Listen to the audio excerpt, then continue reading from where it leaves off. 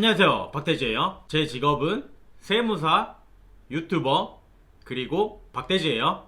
박대지! 자, 썸네일에도 나와 있듯이 오늘은 뜨거운 감자죠. 종부세에 대한 얘기를 한번 해보도록 하겠습니다. 자, 오늘 촬영 일자가 12월 2일인데 어제부터 종부세 납부 기간이 시작이 되었죠.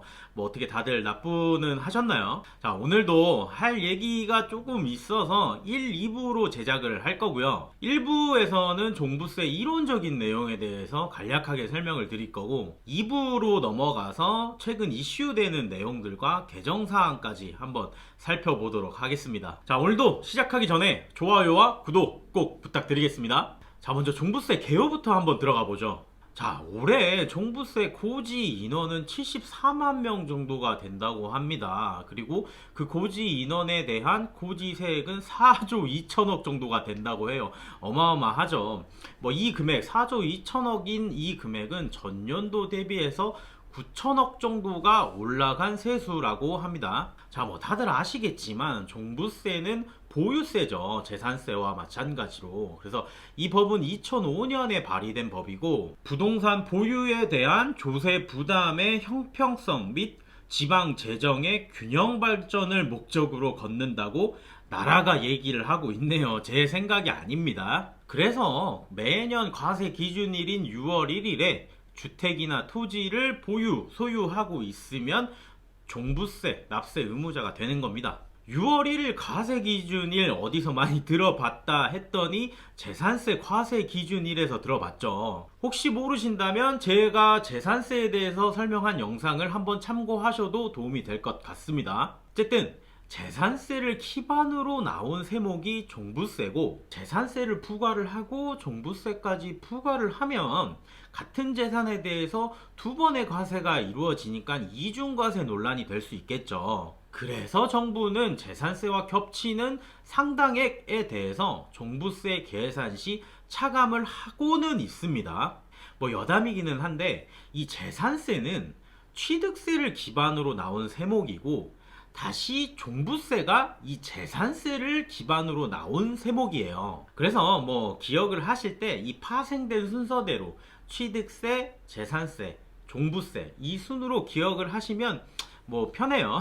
어쨌든 뭐 종부세는 요런 세목이다, 뭐 요 정도만 하고 넘어가겠습니다. 자, 넘어와서 종부세 과세 대상부터 알아보죠. 자, 종부세 과세 대상은 과세 기준 금액을 초과하는 주택과 토지입니다. 간단하죠. 몇 개 특징적인 것 빼놓고는 재산세 과세 대상과 거의 비슷해요. 우선 주택은 아파트, 연립, 다세대, 단독, 다가구, 그리고 주거용 오피스텔까지 총 6개를 말하고요. 재산세 과세 대상인 별장이나 뭐 기숙사, 어린이집 등은 종부세 과세 대상에 해당하지 않습니다. 자, 토지 과세 대상도 재산세 과세 대상과 거의 일치하고요.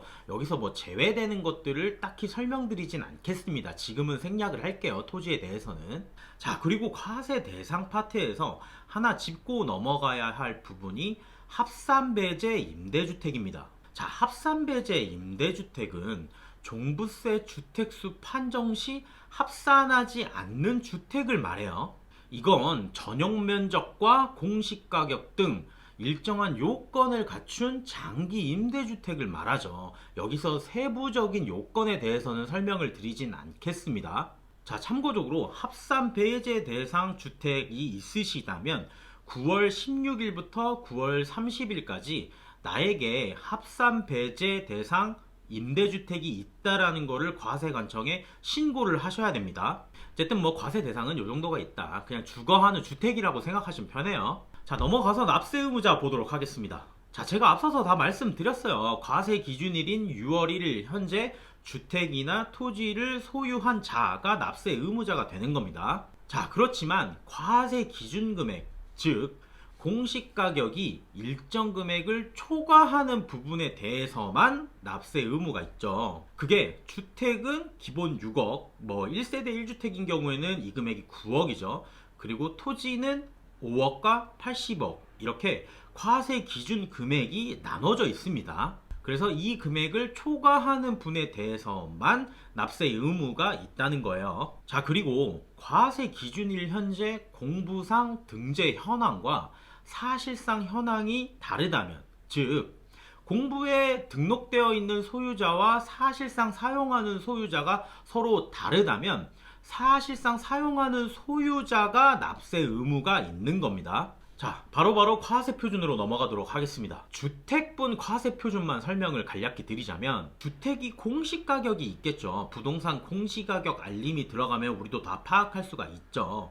그 공시가격에서 과세 기준 금액인 6억 원 또는 9억 원을 빼줍니다. 그러면 그 빼준 금액에 공정시장가액 비율이라는 걸 다시 곱해줘요. 그래야 비로소 과세표준이 나오게 되는 겁니다. 자, 여기서 공정시장가액 비율이라는 거는 과표를 산정할 때 공시가격 전체를 과표로 삼지 않겠다라는 일종의 혜택 같은 거예요. 자, 올해 2020년도에 주택종합부동산세 계산 시 적용되는 공정시장가액 비율은 90%입니다. 그래서 결론적으로는 과세 기준 금액을 초과하는 금액의 90%가 과세 표준이 되고, 이 금액에 세율이 다시 곱해지는 겁니다. 자, 참고로 재산세 주택분 계산 시 공정시장가액 비율은 60%죠. 이거 종부세와 퍼센테이지가 다릅니다. 자, 바로바로 세율로 넘어가도록 하겠습니다. 어차피 종부세 고지세액이어가지고 뭐 이런 이론 따위 별로 안 중요합니다. 주택 종부세 세율에 대해서만 설명을 드리도록 하겠습니다. 다들 아시겠지만 일반 세율과 중과 세율이 있어요. 중과 세율 적용 대상자는 조정 대상 지역 2주택 이상 소유자 또는 3주택 이상 소유자가 적용받는 세율이죠. 그래서 이 세율은 일반 세율보다 약간 더 높습니다. 그래서 이렇게 두 분들 빼고는 전부 다 일반 세율을 적용받으시는 겁니다. 일반 세율은 과표 구간에 따라 0.5%에서 최대 2.7%까지고요. 중과 세율은 과표 구간에 따라 0.6%에서 최대 3.2%까지입니다. 2020년까지는요. 자, 다음으로 세액공제 보도록 하겠습니다. 자, 종부세 세액공제에는 일정 금액이 아니라 일정 율로 정해놨습니다. 크게 세 가지 공제가 있는데요. 첫 번째가 뭐냐면, 아까 제가 개요 부분에서 말씀을 드렸는데, 재산세를 기반으로 파생된 종부세이기 때문에 재산세를 부과하고 종부세를 다시 부과하게 되면 이중과세 문제가 발생할 수도 있다 그랬죠. 그래서 재산세 상당액에 해당하는 세액을 종부세 계산 시 차감하여 주고 있다고 했습니다. 그게 첫 번째 세액공제예요. 이걸 뭐 어떻게 계산하는지 이 세액공제에 대해서 자세하게 아실 필요는 없습니다. 저도 산식을 외우고 다니진 않아요. 그냥 이렇게 재산세분에 대해서 세액공제를 해주고 있다 정도만 알고 계시면 되겠습니다. 자, 두 번째 공제가 그 유명한 고령자 세액공제입니다. 지금은 2020년 현행 기준으로 일단 들으세요. 개정된 내용은 제가 2부에서 자세하게 설명하도록 하겠습니다. 자, 60세 이상이신 분들을 기준으로 세액공제를 적용하는데 60세 이상이면 10%, 65세 이상이면 20%, 그리고 70세 이상이신 분들은 30%까지 세액공제를 적용받을 수 있습니다. 자, 마지막 공제가 장기보유 공제죠. 이거는 개정되지는 않았습니다. 자, 이 공제는 주택을 보유한 연수별로 공제율을 적용을 하는데 5년 이상 보유 시 20%, 그리고 10년 이상 보유 시 40%, 마지막으로 15년 이상 보유 시 50%의 세액공제를 적용합니다.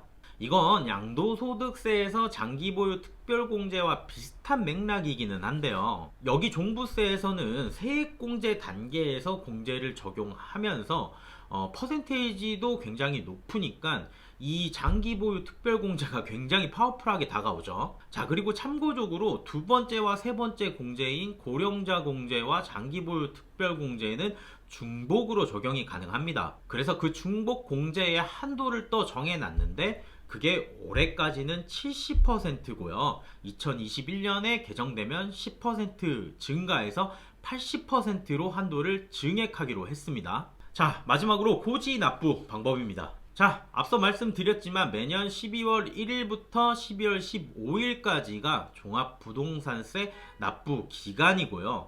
그 전에 고지서가 다 발송이 되니까 혹시나 이런 점은 걱정하지 않으셔도 될 것 같습니다.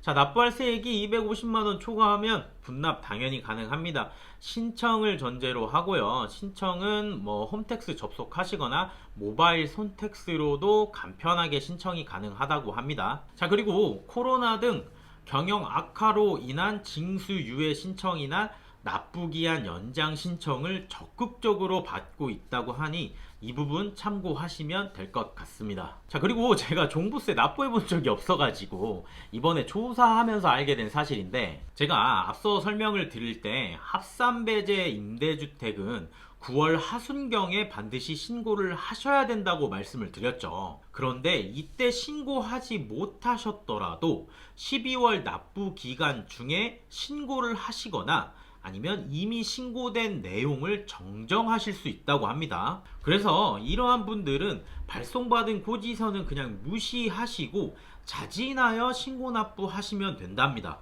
그런데 자진 신고 납부하는 방법이니까 과소 신고할 수 있는 위험도 있겠죠. 그래서 이 경우에는 반드시 저 같은 전문가의 상담을 한번 받고 자진 신고 납부하시는 걸 권유드리겠습니다. 자, 여기까지 아주 간략하게 그리고 재미 1도 없게 1부를 마쳐보고요. 2부에서 최근 이슈되는 사항들과 개정 사항들까지 조금 재밌게 꾸려 나가보도록 하겠습니다. 자, 반드시 2부까지 시청하셔야 오늘 영상이 도움이 되실 겁니다. 자, 오늘도 영상이 유익하셨다면 좋아요와 구독 꼭 부탁드리겠습니다.